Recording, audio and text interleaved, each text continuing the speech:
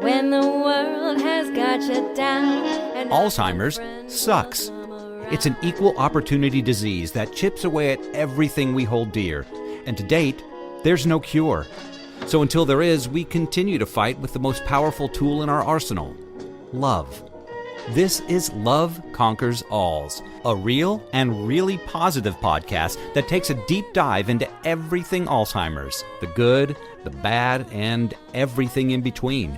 And now, here are your hosts, Susie Singer-Carter and me, Don Priest. Hello, everybody. My name is Susie Singer-Carter. And I'm Don Priest, and this is Love Conquers Alz. Hello, Susan. Donald, it's almost Yes. your birthday. I know. It's almost Donald's birthday. It's coming I up know. right around the corner. But, of course, by will- the time they hear this, it will probably be next birthday. So I know, No, but I know. it's very soon. I'm fine with that. You know, I've been through you? a few. Yeah. Yeah. Okay. Yeah. Fine. No, I'm excited because it means that, maybe not there'll be a nice dead. dinner involved. Yeah, and I'm not dead. I'm still alive. I've done that part. And so, yeah, and it's That's just what my mom it's would a say. win. My mom would say, "Oh yeah, I'm alive. The alternative sucks." Exactly.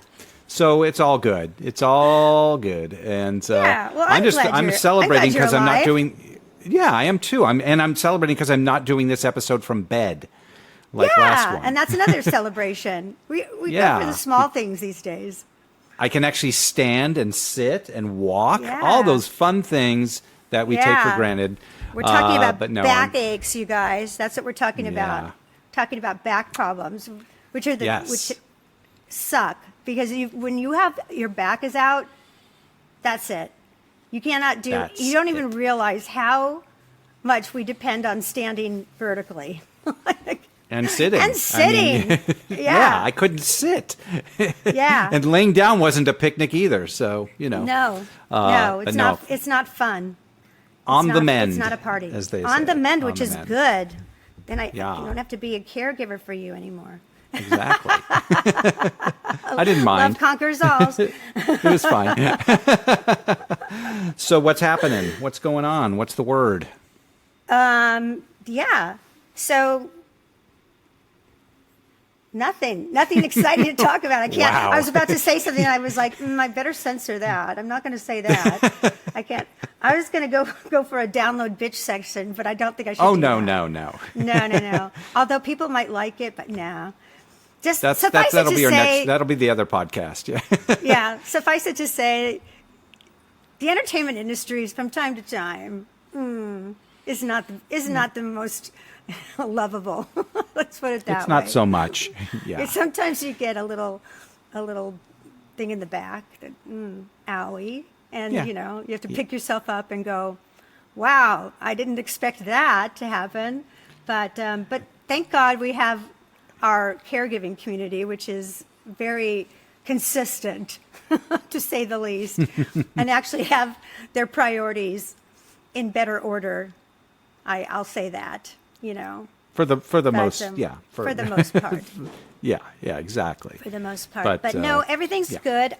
I just read a fantastic book that I want to recommend to people called Inflamed, which is written by these two journalists from Northern California who recount in such a dynamic way the fires that occurred a couple of years ago up in Sonoma, California. And there was a whole debacle of these two assisted livings, these high-end assisted livings that just abandoned the residents and left them there.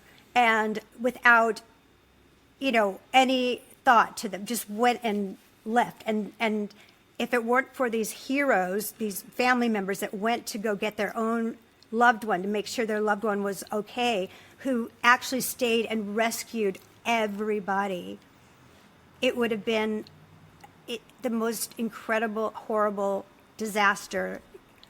I mean, anyway, the point is that it's so, it sounds horrible, but it's so, it really will give you hope about of people and their ability to step up when necessary, and it's really it's an exciting book, believe it or not, and I highly recommend it, especially if you're a caregiver. Get to see the insides, the sort of politics of what goes on in our industry, in terms of the industry of assisted living and long-term care, which is, as we know, not the most how do I say that nicely, Don? They're not the most. It's impossible to say it nicely. No, they're corrupt for the most part. Let's say they have sometimes ulterior motives. A lot of ulterior motives. There's a lot of greed that's entered this industry, and that's why we do No Country on for the Old corporate People. level. Yeah. Yeah, on the corporate level. So, that's no shade on the people that work there or the residents or anything, because everybody, except for the people making a lot of money, are victims of the whole bad, broken system. So that's that. But the book will give you a really, besides our documentary, this book will give you in more of a narrative way how things can go awry so quickly. But but on the flip side, how about things that go really good? Because you know how much first of all, I'm excited about our guest today, because who loves dancing more than me? Let me Nobody. see. Oh yeah, that's right. I forgot about that. I love dancing so much. Everyone knows that. I do hip hop like twice a week, and I've competed, and I love it. It's my drug. It's my meditation. It's everything to me. And if I can't do that, if I can't get to those classes, I do anything. I'll do salsa, I'll do Zumba, whatever it is. Dancing makes me happy. It is. I'm telling you, even if you can't dance, you should dance, because it's so good for you. It's good for your brain. It's good for your body. It's good for your soul. Sometimes it's better than sex, because you're so connected to everybody in the. Like if you're doing a dance and you're all, synchronized. It's such a high, and I love it so much. So, and also music. I mean, especially with Alzheimer's and dementia, it's magic. As I talk about that all the time. So, Don, yes. Why don't you introduce our incredible, exciting guest, and then we'll get into why I'm so excited. I would be honored to do that. Kristina Hayes is the creator of Waltz Through Life, a small business bringing dance and music to senior citizens in assisted living and memory care units. For the past 15 years, she has witnessed firsthand the powerful healing benefits movement and music have on seniors living with physical challenges and early advanced memory loss. Kristina believes dancing to music is a shortcut to a person's heart and a miracle medicine for Alzheimer's and dementia. It's a fascinating subject. We can't wait to hear more, so let's not wait anymore and say hello to Kristina Hayes. Hello, Kristina. Hi, thank you for having me. Thank you for coming here. We look like Charlie's Angels. We have the blonde, the red, and the silver. Oh, there you go. I love it. Nice to have you. Don, I have to ask, you were laid up. Did you hurt your back? Oh yes. I had we drove back from a conference in San Francisco, and it took us about 10 hours. Got home at 2 a.m. and decided to carry 4 things of luggage up 4 flights of stairs. And the next day, it was the worst I've ever felt in my life. Completely incapacitated. I'm so sorry. Yeah. I had shoulder surgery a year ago, so. Coming off the pandemic and then having the surgery and healing, I'm finally getting back to the work I do. But if you can't move your arms, it's or I had to heal properly, which was just staying put. But yeah, it's challenging. It's something we should keep in mind when, as caregivers, we should keep that in mind when the person that you're caring for can't do what we're used to be able to do. Yeah. To have that, to really take that in and say, oh, I get it. I have to maybe adjust the way our expectations of them. So. Totally. Yeah. Wow. I love what you're doing. I love, Waltzing Through Life. That's your program, right? Waltz Through Life. Yeah, I had my business started 20 years ago after a divorce, and I was like, oh yeah, I should probably get a job because I'm an actor, and I did that all through my 20s. But I was starting to feel like, I don't know, maybe I'm gonna need something else. And the only thing that I had done other than acting was teaching beginner ballroom at Arthur Murray. So I knew how to teach a ballroom program, a beginning ballroom program backwards and forwards. And so I came up with the idea to teach wedding couples their first dance for their wedding. And that's where Waltz Through Life initially came from. And then when the recession happened, the 2007 housing crisis, and, a lot of businesses were affected. Definitely a business like the wedding industry just kind of collapsed. And so people weren't wanting to spend money on first dances anymore. And I was like, I don't know where to take my dancing. And then I just had the idea to go into assisted livings. And so Waltz Through Life still felt like a relevant name of my business. So I kept it, and I just transitioned into that world. That's amazing. Wait, so you didn't have any family or loved ones in an assisted living or long-term care? Nothing. No, but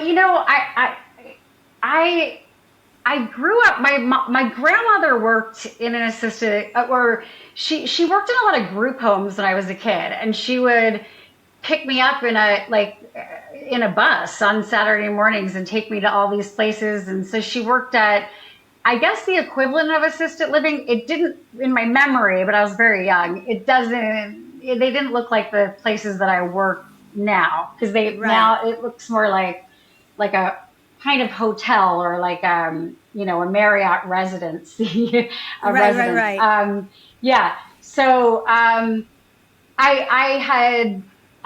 had worked with seniors that way, but no, otherwise it just kind of came to me. I was like, all right, let's try that. And that's so interesting, because not many people would default to that, to go, hey, I'm going to go teach seniors how to dance. It's so incredible. Well, you know what? I think I will say that. So you come from hip hop, and my ballroom is my only background, and social ballroom specifically. So I didn't, what you see on Dancing with the Stars, that's, international ballroom, and that's competition style. Social dancing in general, and I do all kinds of social dance, swing, salsa, anything that tango, anything that's social, which is just having fun, which you guys said, even if you don't know how to dance or you're not good at it, and that's the kind of people that social dancing attracts. You can get very good, the more you put into it. But I started doing that when I was like 17, and I was very young in the social ballroom world. So I was always like the youngest person. And I just always got along with people older than me. I just had an affinity to them, and I've always loved, I always felt like I was born in the wrong time. So it was like I walked into a ballroom at 17, and I thought, oh, I found my people. Yeah, that's so great. I was watching your video on your website of you dancing with the chair dancing. Yeah. And I so relate to that, because I can't, I did so much chair dancing when I would go visit my mom, because they'd have like a musical guest there, entertaining, and I'd just come out and start dancing with the people in chairs, and they loved it so much. Yes. Yeah. My first experience teaching a chair dance class, I was totally by accident. So I started, when I was promoting Waltz Through Life for seniors and assisted livings, I started promoting socials, like dance socials. So I would get hired for Christmas parties, and so it was like a slow build, and I started developing relationships with different chains. And then once you get in one, then they'll hire you at another. And then someone had said, like, oh, this would be a great class. It was actually Belmont Burbank. Belmont Village in Burbank. And so when I walked in to do the class, as opposed to a social where I'm like a dance hostess, like, hello, everybody. And, I bring the fun and the music, and I go around and dance with people, but also, sit in my chair a little and get just what you were doing with your mom, and facilitating the dancing, getting it going. And so when I got asked to do a class, I walked in and everybody was in wheelchairs. And I was like, oh, okay. I wasn't expecting that. So I just improvised. I come from an improv background as well, a comedy improv background, which has been very helpful working. Yes, it is. Me too. It's good to have a sense of humor, to think on the fly, and just to be very in the moment, especially with people with advanced memory loss, and cognitive, decline. Yeah. So I walked in and everybody's in a wheelchair, and I thought, all right, well, I'll join them. So I just sat in a chair and I put my playlist on, and I just took, a step or two from each dance, like a cha-cha, and I did the cha-cha step, and I came up with some arm movements. And that was the birth of my ballroom inspired chair dance class. And so, and that was with Circle of Friends, which is a group with early onset dementia at the Belmont Village, which is a great thing because it's a way to stay integrated in the community. And I did that for years, and then I just started doing chair dance class everywhere. And then when I got asked to go into the memory care units to do it, it became my favorite thing.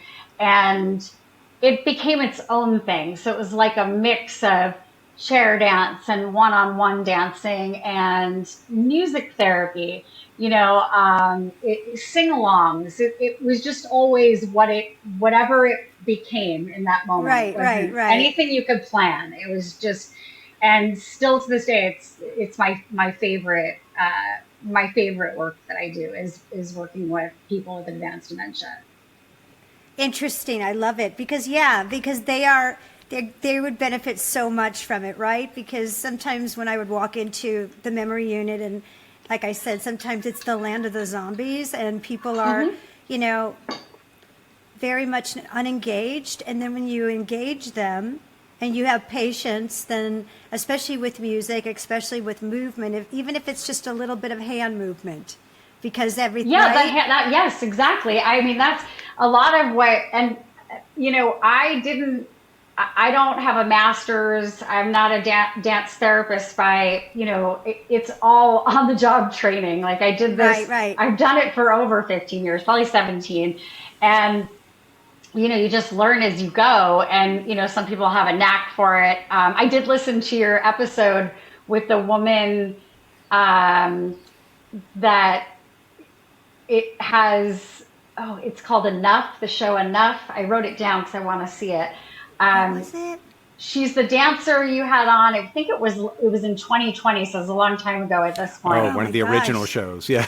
Okay. Yeah, it was one of the original. Yeah, she was fantastic, and I was like, oh, she gets it. Like she, I think some people just kind of have a knack for it, and a lot of it is touch therapy too. Like you're, especially coming from a ballroom world. I mean, I'm used to holding people when I dance or being held.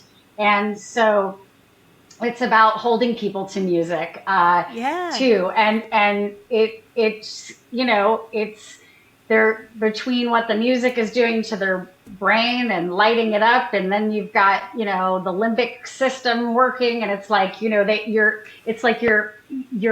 motivated to snap or clap. And so I'm just doing really simple things with them. And it's like, you see people, like you said, people that look like zombies, really. I mean, and suddenly they're alive and they light up and it's magic. And I'm like, oh my God, it's so powerful. It's like, it's my experience. And it's one of the things that I hope to, because I've been doing this so long and I fell into this totally by accident. I never thought I'd be doing this work, but if I can bring a message to it in some way, it's that I have been more moved by people at the end of their life with dementia than anybody in my life. It's been very spiritual for me to see that that that the spirit is still there and still alive,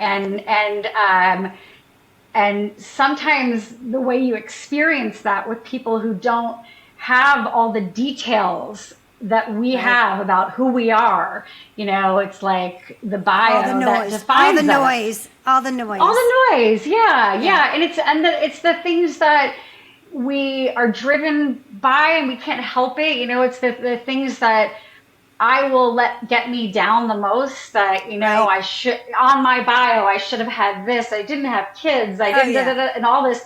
And it's like, you see, then I'm with these people dancing and it's just pure light. And I'm like, oh, none of that matters. And like, I know. And I follow a lot of things on Instagram and about dementia and Alzheimer's, and it's so often most of it is very sad, and I'm like, man, you got to come with me, like you got to come dance. They're my favorite dance partners. Like it's, right. It's life. It's about life. I'm with you 100%. I say that all the time. Like it was so much fun for me to go and really experience that. Like it's the epitome of Zen, right? So that you are, yes, absolutely, you are in the moment, and like, and it really takes on just the basics of life. Like, it's about respect. So like, if I'm going to go touch someone, I'm going to go, hi, do you want to dance with me? I want to dance with you. Asking. And they're going to say absolutely. no or yes, right? And then they're going to, and if they don't like it, they're going to tell you they don't like it. If they love it, they're going to tell you, I love this and I love you. Let's have sex. Yes. Oh, yeah. Oh my God. I love when I get heckled. I'll have over the years. I mean, there's some of my funniest stories. I'm like, oh, this one does not like me. And it's, But it's the honesty is refreshing.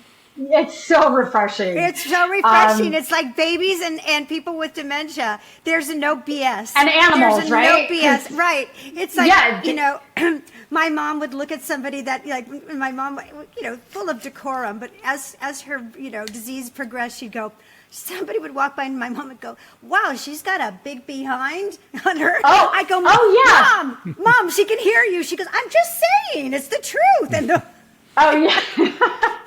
yeah, I've had all kinds of things said, and I'm like delighted by it. And I'm just like, I love it. I'm like, you don't have to like me. It's fine. You know what I mean? And you get your, it's definitely, you have to be somebody good with boundaries and being able to read people's energy. And it's like, I'll be approaching someone and I'm like, not today. Exactly. You just feel it. You're like, nope, not today. We'll pass on. But see, what you're doing is really awesome because it's really demonstrating the fact that because someone loses, a skill of articulating, right? So that ability to articulate words, which, we learn how to articulate, and then often we lose how to articulate, right? So, but that doesn't stop us from communicating with animals who don't articulate, right? Or children who don't articulate yet. And then why does it stop us from communicating with people who are elderly that can't articulate? Right. Because they're still there. So you can get you can get communication in different ways, it's just different. It's just different. And it's the same as we're learning more about neurodivergency and how, I have ADHD. So, I have always felt since I was a kid, a little bit of a weirdo. Like people don't, or it was always funny. So I was able to like get away with a lot of my quirkiness that could, because I had maybe a different communication style, and so, and we're starting to respect that more, with people that are on the spectrum, and realizing that, it's more people out there that we're communicating with on a daily basis than we even realize, right? Well, it's called a spectrum. We're all on it. All it's of a us, spectrum. yes. It wouldn't be a spectrum if we weren't all on it somewhere, right? That's it. So we're all That's on it. it. Yeah. So why do we have to be boxed into this? So We don't. when it's like when I walked into the ballroom at 17 and said, "Oh, I found my people." When I walked into the, memory care dementia unit, I was like, "Oh, there's my people." I'm like, I don't know. I felt really connected, and well, like the you're a words gift. didn't. Yeah. Well, they are to me, believe it or not. I know, but because you understood it innately, and maybe because you are a weirdo, like you said, like I'm a weirdo too. I think, I think that it gives you that superpower, that openness to be able to be open, to not take quirks, if that's what the word is, as a negative, as opposed to being interesting and compelling. Yes. Right? Exactly. Yeah. I never leave one of these places without feeling, first of all, high, which is what you were saying about dancing, right? Like there's this energy that I get that's unlike anything else, specifically with people that have the advanced dementia. And that's where there's like this beauty that's very poetic that, that they've lost all the things that humans, we've all decided are important, like the details of our past and where we're going in the future. The minutia, yeah. Yeah, and there's no memory, there's no past or forward. It's just now. Yeah. It's now. Yeah. And I'm not trying to say like, oh wow, they're like, they're living their best life, but I do think that if we gave people more, the more research that's done and the more, the more dancing, just dancing and music, when I turn that music on, and I'll see people that are in the back of the room, and because you've been in these places, mm-hmm. who are not engaged and depressed, of course.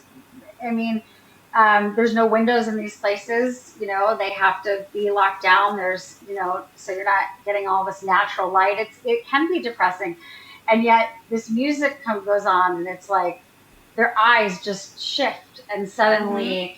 The lights go on, and there's a whole world, and it's so I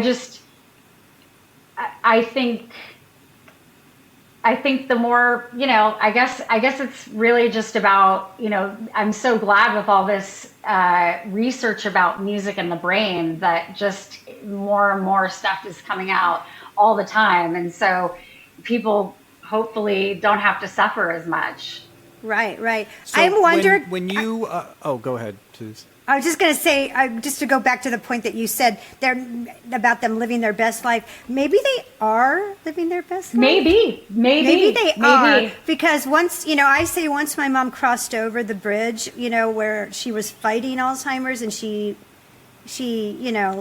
just accepted it and surrendered. She was a happy chap. I'm not saying everyone is. I agree, Susie. But I mean, sometimes it can be liberating to go, I'm in my last chapter, whatever it is, and I am, like when I would say to my mom, like I said earlier, how are you today, Mommy? I am great. I'm alive. The alternative sucks. What's to eat? Right? I mean, everything is very down to basics. Simple, yeah. Yes. We'll be right back. I'm Peter, owner of Peter's Fan Photography, and I want to talk to you about something important, preserving memories. Time moves quickly, and before we know it, those we love may no longer be with us. For the last few years, I've taken complimentary professional headshots of seniors in a local retirement home, helping families capture the essence and personality of their loved ones through beautiful photos. I've seen firsthand how meaningful these images can be. When I photographed my own parents, I realized how powerful it is to have these lasting memories, photos that capture smiles, stories, and the unique spirit of the people we care about most. If your parents or loved ones are still with you, don't wait. These images can bring comfort and joy for years to come, whether it's for remembering silly moments or honoring family history. My message is simple. Get photos of your loved ones while you can. Hire a local photographer, use your camera, cell phone, whatever it takes. Just do it now. For more information, visit peterisfanphotography.com. There is something about dancing and the music that is so pure, and like they're able to completely immerse themselves in a way that even somebody like me who loves music and dance, like your mind's still always in the world in different places. And there's this focus that I've never seen before on just the music. And it's like, whoa, like it's just really magical. But don't you think for me, when I'm dancing, and I said this earlier, that for me, it's like my meditation, because I'm really terrible at meditating.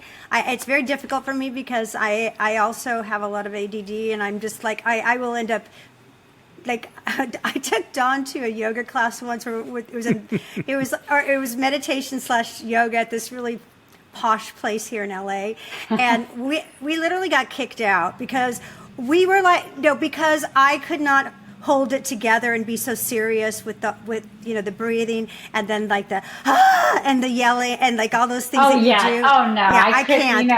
No, I can't. I wouldn't be able to do it either. No. Dancing is the closest thing to meditating. Because for you me can't too, think of sure. anything else, right? No. When you're dancing, because you're just focused on the music. Yeah. If absolutely. you think of something else, you're going to miss a step. You just will. Yeah. So, yeah. Even if you're really trained at it, like if you really know a routine, if you go, hey, did I pick up something? You're going to go, wait, what step was I on? You can't do that. Right. You can't. Yeah. And with social dancing, lead and follow, like you're in sync with another person. If you start focusing on anything else, like as a follower, then you're going to be, you're lost. Misstep. Yeah, you're gonna get stepped on, or yeah. Exactly. So I think for that reason, it is very, I think all of us become focused and engaged, and I think that's a beautiful thing. I mean, I've also told this story where there was a woman at my mom's place that was assisted living, where she had a personal caregiver that was with her every day. Ruth was her name, and she was very elegant woman, but she didn't talk at all, ever. And but every time my daughters and I, or Dawn, or whoever was with us, we'd always sing with my mom. We'd be at the table, and people would come around, and we were singing Yesterday from the Beatles, doing our harmony, being the Judds, and she starts singing along. And I mean, like full on singing. And it turned out she was a dancer, a professional dancer. And her caregiver goes, Ruth, you're singing. She goes, yeah? As if there was no big deal about it. She was just right there with us. And that was the first time I saw, because my mom was a singer, so I didn't know that it really was that magical with everybody. I thought that was my secret key with my mom. But no, it's everybody. Yeah, and when you have somebody, like my job is to come in and not have any inhibition, I have to be completely, uninhibited. And so they see me being like, and it gives people the freedom and the license, like, oh, okay, I can do that too, and then they get into it, but so that's part of, what I'm good at is just getting people to get over themselves and like, let's just do this. Yes, so when you come in with all your wonderfulness and your music and your dance and you light up the room and everyone's joyous, and then you leave. Mm-hmm. Do you leave them with either the facility, the CNAs, anyone? What do you know stories of them doing anything in the world of the dance that you just showed them, or anything once you leave, when you're gone? Or is it just for the time? And if not, how can we make this part of their lives when the one person, are not there? That's a great question. And no, when I get hired with a new activity director, and a lot of times people have big ideas about what you're going to be able to do with people. Like, oh, would it be great if it culminated in this performance? And that was something recently that happened to me. And I just go along. It's like, yes, and like, okay, sure, we'll do that. Yes, yes, but like, I know that they will get, if they drop in, and they'll get in time, that's not where people are at, so like in terms of performance, that's an idea that I'd love to be able to try to do with people. But that being said,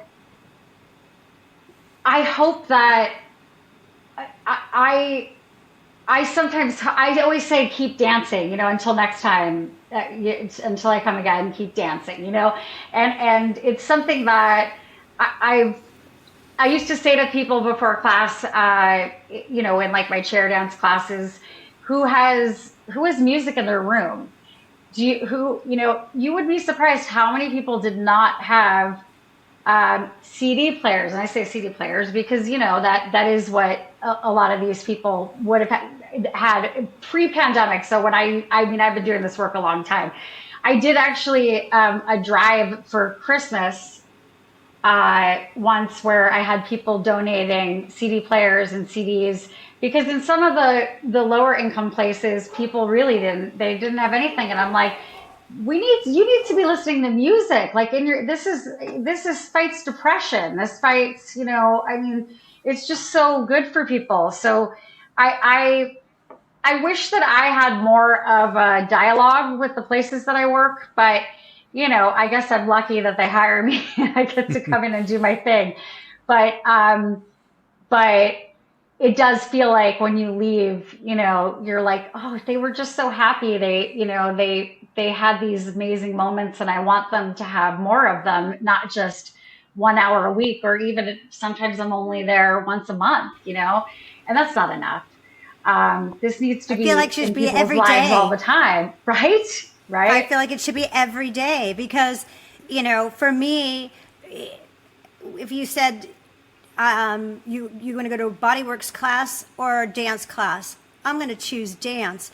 And you're going to get an incredible workout. You're going to, there's only good that comes from that, right? So, yeah. And doing that every day would be so healthy and helpful in so many ways, psychologically and physically, for the residents. Absolutely. But yeah, and it's amazing because they have their activities directors and activities, and and to be able to incorporate something. This is you do it in a wonderful way, but it's not that complicated to put on some music and say move or just move. You don't have to have choreography or anything. No, as opposed to sitting down in front of a monitor and showing an old movie. Put music on there and let them move around. It doesn't seem that complicated or that difficult as one of the activities they do. I have seen in memory care sometimes. I don't know if it was a thing where I would come, I'd put my music on, and I would feel bad turning it off when it was time to leave. So I did start to see aids. I probably mentioned it to a few different people, but like, why don't you keep the music playing? So then they would have their own music that would come on when I left, because I didn't want there to just be, back to, the silence, at least until, let's say, they go to dinner, you know what I mean? Like, I have thought, of putting it in writing, in a living will, to if anything happens to me that is any kind of cognitive thing, whether I have an accident or I end up with dementia, please make sure good music is playing most of the time. Maybe not all the time, give me a break, but because I just know that it's the benefits of it. Right. Yeah, no, I hear you. I used to I had a note up in my mom's room for that, the CNAs to please leave the music on, because my mom was so, that was her soul, was music. Yes. Yeah, and I knew that, and as you start losing, more and more from this disease, that becomes, everything. It is Hey, you know one what? thing. Yeah. I would say, I'm somebody, I have a history of depression. I'm not ashamed of that, and in some of my darkest times with it, when you're trying to find, hope, and music for me has always been like in the times when I really felt like I don't know, I don't have a lot of purpose, or I don't have a lot of, something to get up for. And, and this is, over the years, and, we have highs and lows, rises and falls, which is why I love Waltz Through Life, the name of my company. Exits. Yeah. And so, but I will listen to a piece of music and go, I'm glad I'm alive for this. Just this piece of music, I got to hear it. And I get to hear it as many times as I want to play it in this lifetime, and just music is really important to me. And I think that some people don't even realize how important it is until, they do get older. Yeah. And other things are gone now. And then you put a piece of music on and it's like, you just see this joy take over them. And it's brainstem. It's eating is one of those joys that we don't lose until, we're on death's bed, doorway, really. And then, and music, is forever. You'll never not. Music is the last sensory that the brain, it's the last to go. So, if you lose your language, or, all of it, you still can enjoy music. And it lights up more regions of the brain than any other sensory. So they're doing all kinds of studies now, like learning that, studying that how a specific kind of music could actually be the right medicine for this particular disease, like MS or Parkinson's. Of course, yeah.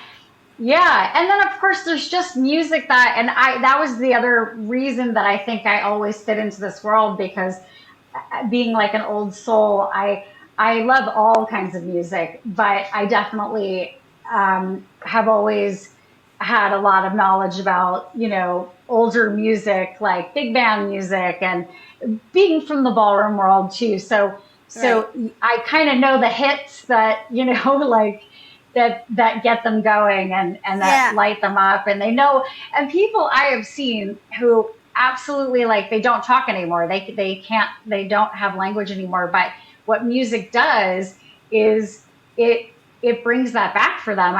They'll know every word to a song. Yep. And I'm sure you've seen this, Susie. Yeah. Yep. And with your mom. And then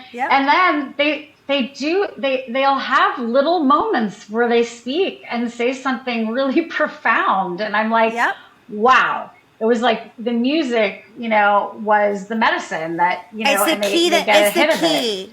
It's the key that opens the door. That's what I always said with my mom. If I was patient enough and sat there long enough and sang my heart out, because I would go and do my dog and pony show, always with my mom as she was declining, and it always woke her up, and I tell this story all the time, but 3 months before she died, and she hadn't talked, for months, and she just stopped in the middle of me doing my show. And her just leaned forward and said, "I love you," just clear as day, as she always did. Isn't it? Yeah, I actually was looking at your Instagram. I was stalking you last night, knowing I was going to meet you today, and I think maybe this was it. You had posted a photo of your mom, and I think it was towards the end of her life, and you said something really magical had happened that day. And I don't even know if you shared the details, but I knew. I was like, oh yeah, that's, I haven't had a loved one, but I sort of love that we're anonymous in a way to each other, and they're giving me hits of like God hits, not to talk about God, but you know what I mean? These like just like, oh, thank you. That was better than going to church. Like, you know. Yeah. No, I yeah. so I tell people that all the time, is that it's so satisfying. It fills your soul, and you know, and it's why I'm on a mission to make a change in the way we collectively think about our elder population, because we don't understand, and I'm not faulting people, but we don't understand, and we just devalue them, and we abandon them, which is devaluing yourself, because exactly. this is the last marginalized group that we, you know, I mean, I say that it seems to be, I'm like, okay, aging will be next, you know, but we're all going there. And so, you know, when doing this work for as long as I have, and I work with, you know, I've over the years worked with kids too, and they're magical too. But I'm like, you know, I don't want to tell my friends with kids this, but I'm like, I look at little kids and I'm like, oh yeah, they're gonna get old one day. Like I'm thinking. I think that all the time. I think that all the time. It's like I didn't have babies of my own, but I dance with, you know, I dance with all these people. They're just babies that got old, you know? Exactly. That's how I think it. I see that exact same thing. I mean, my mom became my daughter in a way, even though she wasn't. And I loved her so much towards the end, even more. And I always loved her. But there was something. Oh, what happened? Oh, what? Everything went white for a second. Oh, no. But we're still recording, right? Wait, Mom? Yep. Is that you? Maybe that was your mom saying hi. That's bizarre. Okay. Anyway, yeah, but I felt this thing, like, as much as I loved my mom, but I suddenly felt, I saw her as who she was as a little girl, and this loving, and because her nickname was Lovey, and all of her family from the East Coast would call her Lovey through my whole life, and I didn't know why. And then I realized that's why, because that's who she is. She's Lovey. Just a love bug. She was a love bug, and I had this feeling like I do with my own daughters. Like, I loved her, and when I see her face from that time period, those last 6 months, is like my own little girl that she was precious to me at that point. Yeah, we all walk around with the same vulnerability, no matter, you know, where we are, you know, the people at the top, the people here, everybody. And it's like and this is the one thing, if you're lucky enough, you know, to live a long life, we're all headed there, the same place. And it doesn't make any sense anymore, especially because we're all living longer, our life we get to have more meaning when we extend a person's potential by saying life isn't over at this age or that age. And, you know, I mean, I heard you say this on one of the podcasts. Jenny, with Jenny's podcast. She's amazing, right? I love her. Love a Jenny. And just saying that it has to be a movement. And it's like, you know, I'm down. I'm on board for that movement, because we have to do it, right? We have to. We can't just, you know, it's like there's the life events, right? Like, you know, you go on Facebook and it's like the life events. Like, I got married, I had a baby, I moved to this city, I got this job. Right. And then, you know, and suddenly those life events stop for people, but they don't have to. It's sort of this creation. We create, because we had a structure that worked, you know, it worked economically, right? So 65 a year. Well, yeah, it's about economics. It's about economics. So it works, you know, and so suddenly everybody is retiring at 65, and it's sort of like built in, because you get your social security at 65, and you sort of you aged out of a lot of careers that you were in for no reason. For no good reason. You just aged out because that was a weird construct that happened. And I, you know, I'm here to tell you that there's, I think when you hit 65, it's a whole new chapter. And I don't think, why would you stop working? To me, I don't understand it, because the whole life is based on purpose. And the minute you lose your purpose is the minute you have, failure to thrive. Because what is your point of what is getting you up every day? Yeah, absolutely. And you know what? Boomers my mother's a boomer. They have more money in this country right now than anybody does. So, I feel like in some ways you're starting to see this very slow shift, like just even having like The Bachelorette, The Bachelor, because, they know that my mom's going to watch that, and it's like, there are these shifts, but it does need to be a movement. And I guess it starts with, podcasts like this and your documentaries. And you just gotta, and living boldly and saying, I'm aging and I'm getting, I know that I feel, oh my God, I had more opportunities in my 20s.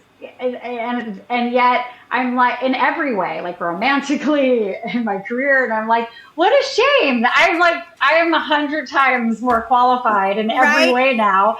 I just have to create those opportunities for myself, and don't, just keep putting yourself out there. Don't go away. You can't go away. I'm doing this talk show that's like, it was a pilot that I just did. And it's about, aging, in a way that's, dynamic, as opposed to, the opposite. And some of the panel were talking about, women who you become invisible. And I think, do you, or is it because you decide that, the bar that was your bar at 20 can't be the same bar, and the bar that we are, how we view ourselves. If we go, okay, I'm 50, and I look in the mirror and I go, I'm a hot 50-year-old, okay? Why? But instead of comparing yourself to someone who's 20, that's, you don't want to date a 20-year-old guy anyway, right? So No. Yeah. I mean, so if you can, I think we make ourselves disappear is what I'm saying. I agree 100%. We're looking for different kind of feedback it's not the same feedback we're going to get now, because it shouldn't be. It shouldn't be. Yeah. It should be way more mature than it was when we were 20. Than like, hey, you look hot, bitch. That's not what we're about anymore. Right. Right. Oh, and when I said, I should say, because I feel empowered by this too. Like, even though I had more opportunities, I was saying, romantically, career-wise in my 20s, I 100% feel sexier now than I've ever felt in my life. So it's like, because of who I am, because, and I do think absolutely, when I see certain friends who, we're all the same age, I'm 49, and it's like, it's almost like they're just waiting to vanish.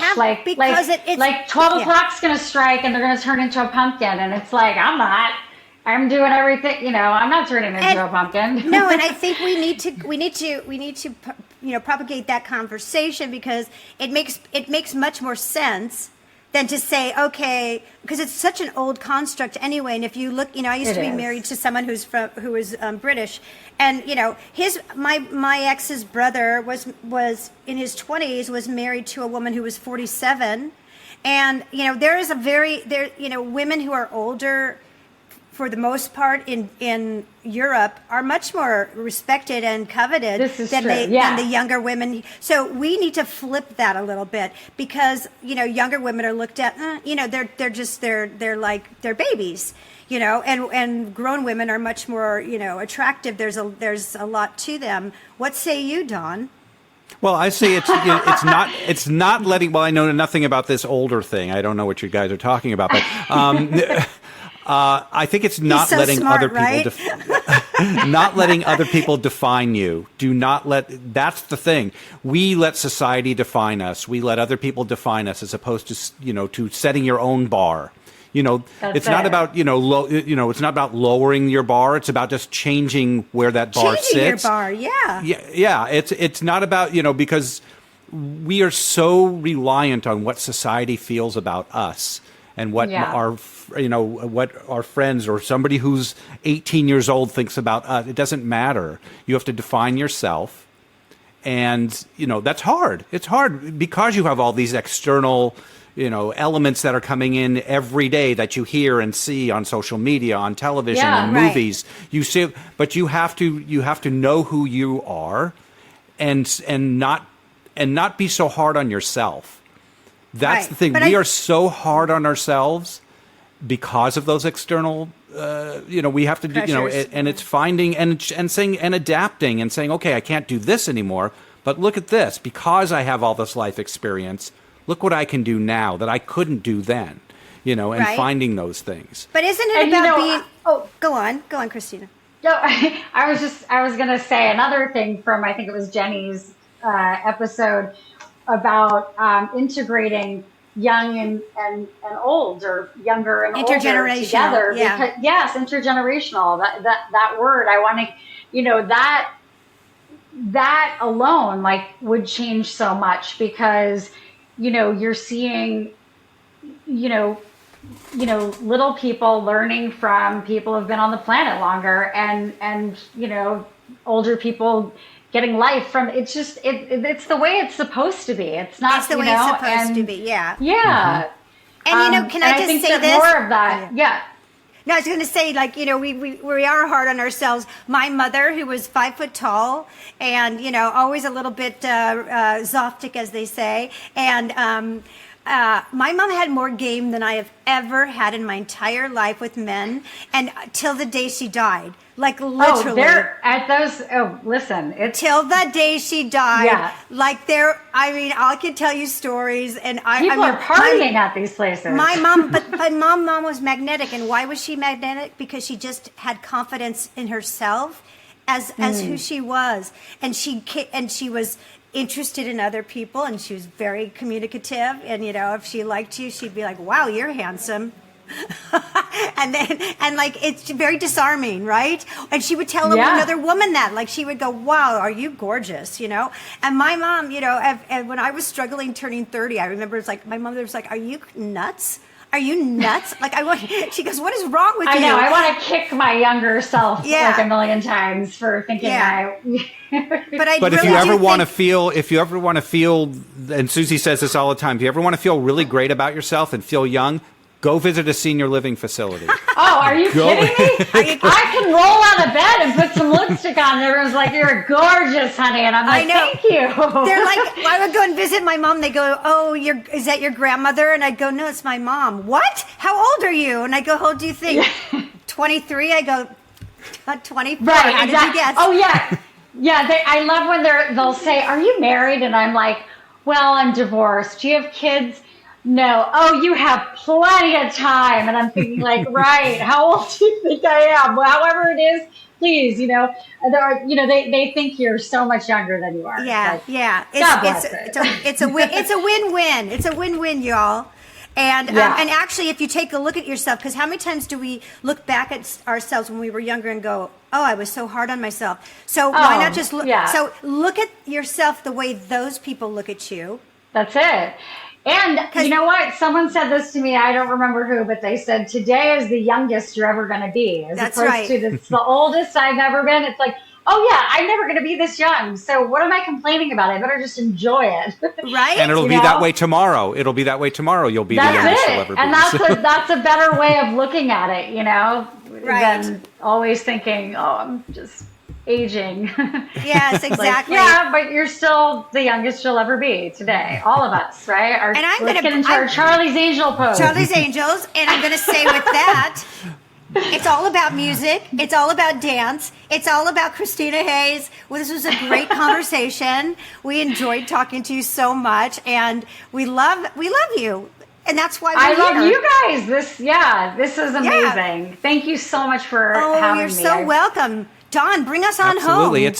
It's all about love. It's a big love fest here, and there's one reason really for is. that, and that's because love is powerful, love is contagious, and love conquers alls. We thank everyone for watching, listening today. If you like what you saw, or even if you just were okay with it, why don't you subscribe and share and all those good things?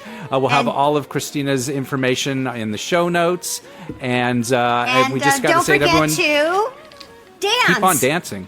Keep on on dancing. dancing. Right. In the meantime, keep dancing. Dancing. Take care, everyone. Okay, bye. Bye-bye.